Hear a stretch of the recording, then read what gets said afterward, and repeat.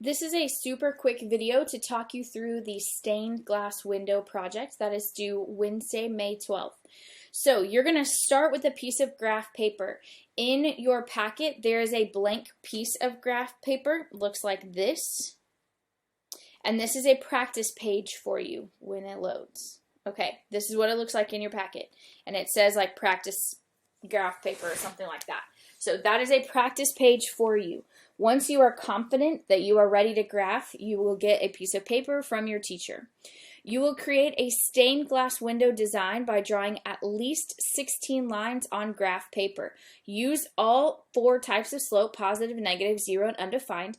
Extend each line past the edge of the grid graph paper. You're going to number each line using the attached page. So this is the page on the back. You're going to fill in this information. So you're going to draw a line. You're going to number it 1 to 16 because you need 16 lines at minimum. You're going to tell us what type of slope it is, a positive slope, a negative slope, an undefined, or a 0. You don't have to have even amounts of both. You have to have one of each type. So obviously you can have like 14 positives, a negative, an undefined, and a 0, something like that. And then you're going to write the equation of the line on this paper. You're not going to write it on the graph paper.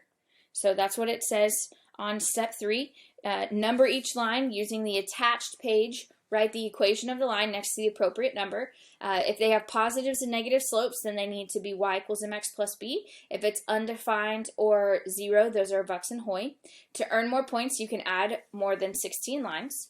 Color each section. Now, this is something you want to do after you've finished all your lines. You don't want to be coloring and then do a line through a random color and then it looks weird. You're going to color each section. Be careful that the equations are still visible on the graph paper. So make sure you can still see those numbers 1 to 16.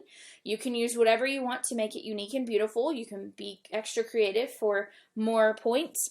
And then your teacher will have a rubric that you will attach to the equation sheet to the back of the finished product. Make sure to put your name and period number. So these are the things you're being graded on. First is your equations 1 to 16. Are all of your slopes and y-intercepts correct? Are all of your equations correct? Organization, all 16 lines and equations are labeled. So the lines are going to be labeled on your paper, on your graph paper, 1 to 16, and then the equations need to be labeled as positive or negative slopes on the paper attached. Are all 4 types of slopes represented?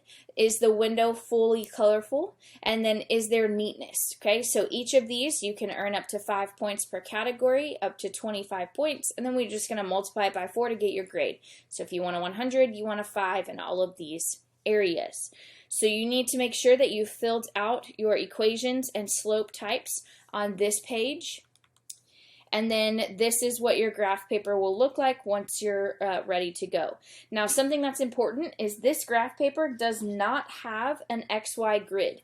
You can put it wherever you want. So this paper is kind of long. You can put it right in the middle. You can make it to where your XY grid is the left side and the bottom side. It's completely up to you, but that's why we've given you a practice page, and then you'll turn in a for real page of where you want your grid to be because you might change your mind. I will tell you, people who struggle with writing equations tend to like putting a grid smack dab in the middle, give it an XY grid, make it look like a normal one. And then always remember, you can plot 2 points and put those into stat edit to come up with the equation of your lines. If your lines do come out ugly, because this is a real world thing, so they might not be pretty equations, if you plug them into stat edit and get super ugly equations, just round to 1 number after the decimal. That's no big deal. So think about, where do you want your XY grid? Do you want it to be smack dab in the middle, or do you want it to be on the sides? Don't let that take you too long.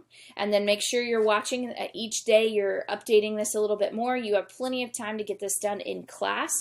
So this is what we're going to be doing until Wednesday, May 12th. So make sure by the 12th that you are ready to turn this in.